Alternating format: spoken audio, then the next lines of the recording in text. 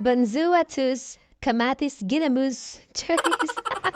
That's ang ibig sabihin ng Banzuatus is, hello everyone! Yes! So ngayon pala mga mare, gagawa tayo ng French toast. Kaya Banzuatus, cherry. So ito na nga, minekos-mekos ko na lang yung tatlong itlog at nilagyan ko ng konting asin and then mekos-mekos again and then isit aside natin, okay? So sa isang lagayan guys, maglagay tayo ng 3 kutsara ng milk powder and then lagyan lang natin ng warm water.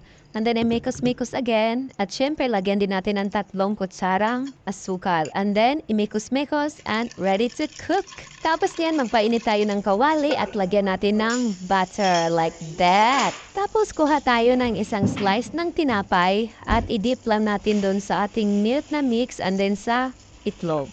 And then, ilagay na natin sa ating kawali. So guys, dapat low heat lang yung ano natin ha, para hindi masunog. So, sobrang dali lang talaga niyang maluto guys. Ganyan lang siya. O, diba?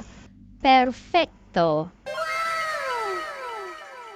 Siyempre, partneran natin ng coffee. And let's eat!